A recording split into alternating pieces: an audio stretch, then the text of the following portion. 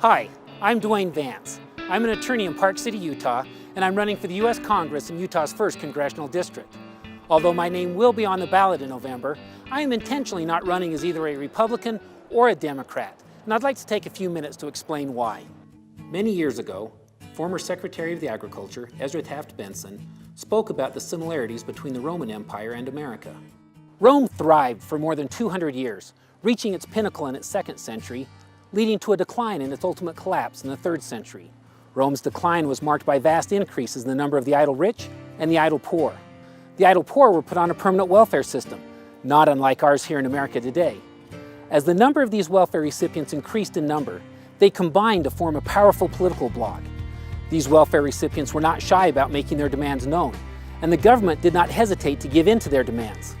Would-be emperors actively courted the support of these welfare recipients. The great middle class, Rome's strength then, as ours is now, was taxed more and more to support a bureaucracy that kept growing larger and more powerful. The government engaged in deficit spending. Ultimately, these and other factors all combined to overcome the energy and ambition of the middle class, and when the middle class collapsed, Rome fell. I am genuinely concerned about the present state of America and the direction in which we are headed. Even if I survive all this turmoil myself, what kind of a country am I going to leave for my children and their children? The time has come to make a meaningful change in Washington. Unfortunately, the Republicans and the Democrats have become a substantial part of the problem rather than making a meaningful contribution to a solution.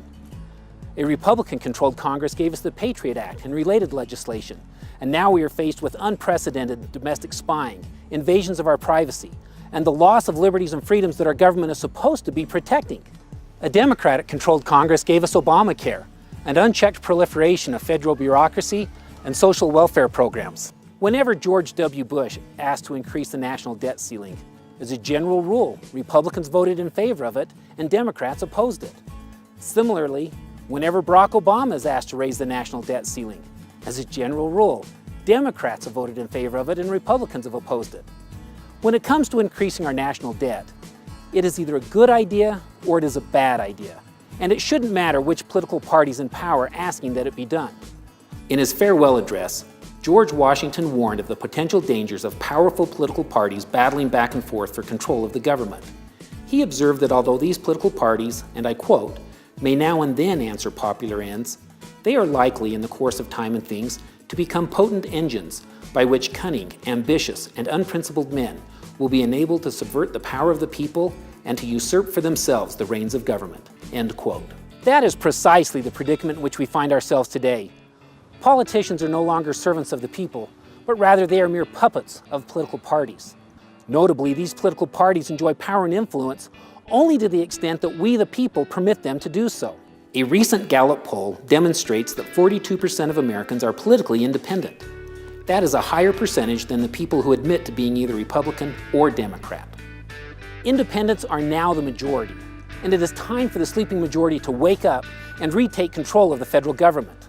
If elected, I will not allow any political party to dictate how I vote. I will not be controlled by special interest groups or campaign donors. I will act solely in the best interest of the people that I represent, and I will be accountable solely to the people for my actions and my failures to act.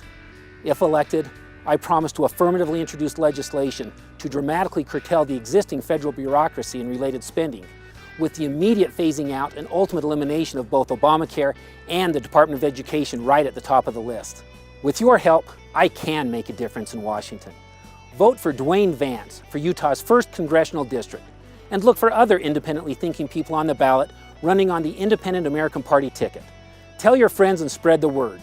Make the voice of Utah's people be heard in Washington.